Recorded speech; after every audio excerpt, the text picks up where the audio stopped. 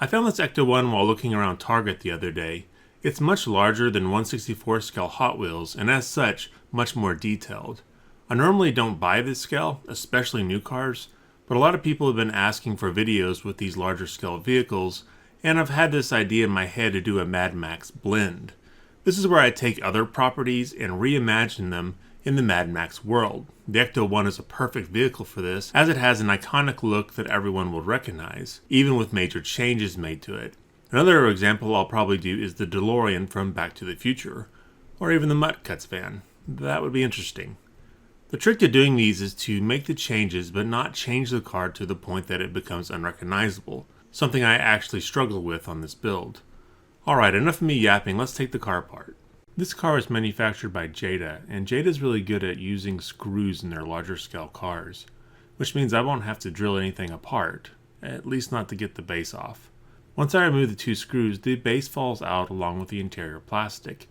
Getting a look at the interior, you can see that it's quite detailed, pretty impressive, but also very flimsy and cheap feeling. But then again, you're not really supposed to have this much access to it, and I've seen much worse. The wheels are sandwiched in place and easily removed. The back bumper fell right off, but the front seems to be glued in place for some strange reason. I'll leave it on for now. You can see inside that there's a bunch more screws, and unfortunately some posts holding the clear plastic parts in place. So this won't be a drill-free video. The bar lights were held in place by screws and were easy to remove.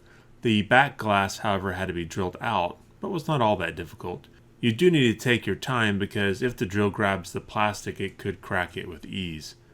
To get the dash and steering wheel out, I had to open both doors. You can also see how the opening doors work on this model. The opening doors are nice, but the mechanism will keep me from making any major changes to the hood unless I really want to alter the doors, and I really want to keep the opening doors. The windshield proved to be a real pain to get out. The doors do not open wide enough to allow it to be easily removed, but I was able to pull it out off camera. The luggage rack, equipment rack, sensor array, all the above. I'm not sure what it's called and don't remember anyone giving it a name in the movies or cartoons, but let's just call it a cannon mount as a means of foreshadowing.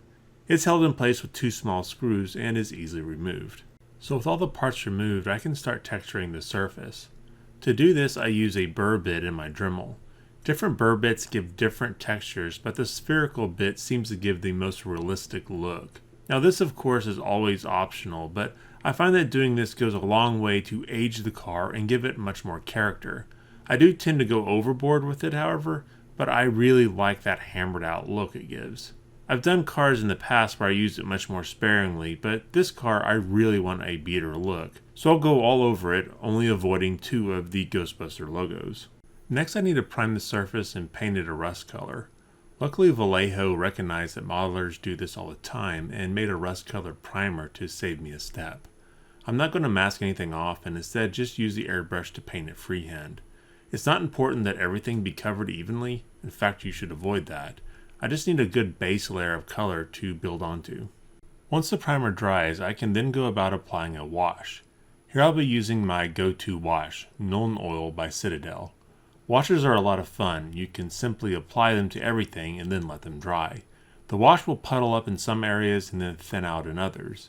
When the wash dries, the puddle areas will show up as dark and the thin areas much lighter. This is sort of like adding shading to a drawing, as it gives the model depth. Given how much Dremel work I've done on this car, I should get an interesting effect. And here's how it turned out after it dried. You can see the car looks much dirtier and aged, along with heavily neglected and sun damaged. All I need to do now is add some highlights. In this case, a bright orange rust. Bright orange rust is representative of fresh rust, while dark brown rust is more representative of old rust. When the old rust is removed, say by sideswiping some other car, the newly exposed metal will begin the oxidation process again and produce the brighter orange rust first. This later flakes off, exposing the darker colored rust. I'll apply the rust with a small makeup sponge to all the raised surfaces, and then when I'm done, I'll spray the model with some Tester's matte clear coat to lock in all the work I've done thus far. Now let's switch our attention to the interior plastic. Again, this is nice and detailed and worth putting some work in. though I will admit that it is difficult to see when put together.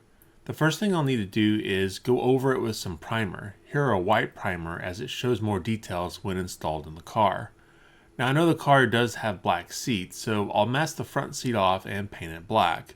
Again, it's not overly important that everything is perfect. In fact, I did not even mask off the two back seats because they're very difficult to see when installed in the car, unlike the front seat.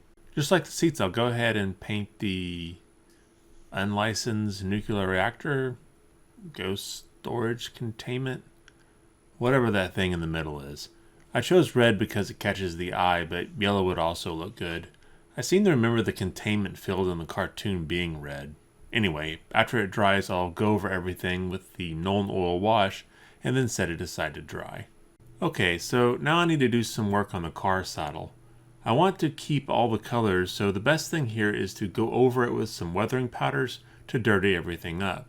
This is done by lightly applying some Testors matte clear coat and then applying the weathering powder when the Testors is still wet. In fact, this is probably the only way to do this, as the powder will not stick to the plastic without some type of binder to hold it in place.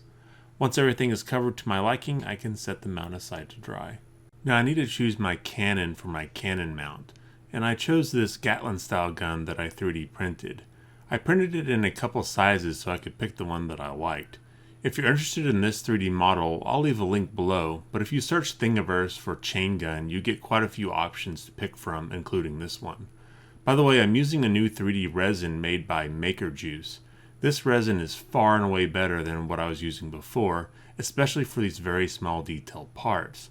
I'll leave a link below. They have a new product that I have had the honor to mess with that is crazy cool. Unfortunately, I can't say anything more about it yet. Anyway, after I printed the part, I painted it with Vallejo's metal color aluminum to give it a metallic shine. This shine will be short-lived as it's just a base coat. Right after it dries, I'll go over it with the Nuln Oil wash to grime it up a bit to match the rest of the car.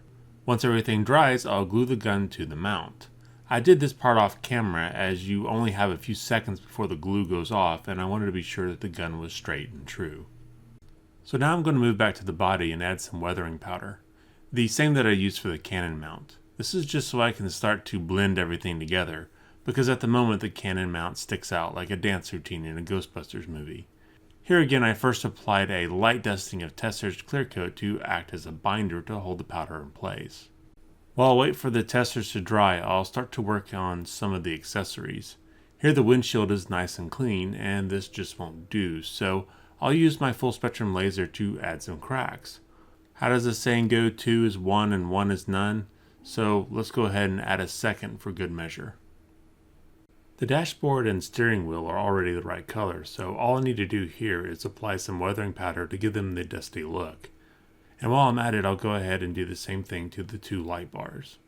I am taking care here not to go too overboard with the weathering powders, as I do want the original color of the light bars to show through.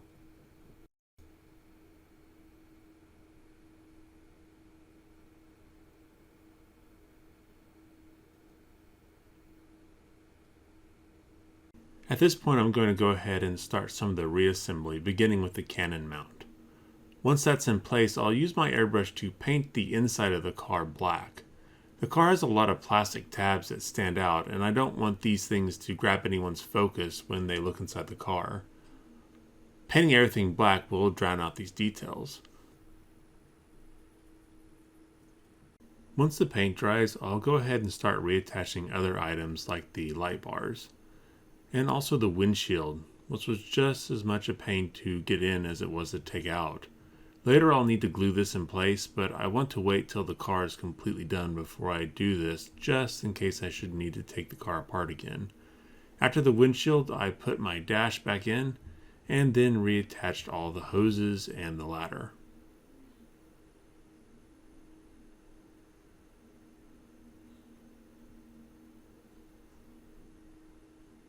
When I printed the guns earlier, I also printed off some very small proton packs that I wanted to put in the back of the car. Now to be honest, you're not going to notice these unless you're looking into the car with a flashlight, as they are so small and just blend into the other details of the interior. But even given that fact, I figured I would glue them in if for no other reason than a neat little Easter egg. Alright, so at this point I have most of the body done. In part 2, I'll focus on the base and then add in any touches that you guys mentioned below, provided of course that they are reasonable and can fit into my video schedule. So if you have an idea, please let me know below. As for a 2-part video, yeah, I'm quite aware of my procrastination on multi-part videos, but not to worry, I already have 98% of this car done, and it's the editing that made me split it up, not me not knowing where to go with it like in a past video. So part 2 will be out next week with your suggestions. Also, if you have a sec, swing over to Marty's Matchbox channel and subscribe if you've not already done so. He is less than 100 subs from 100,000 at the time of this video, and I'm sure we can get him over that milestone today with your help. He's a great guy who puts out great content and is very deserving of those 100,000 subs. Anyway, thanks for watching, and I'll see you in part 2 in a couple of days. Bye-bye.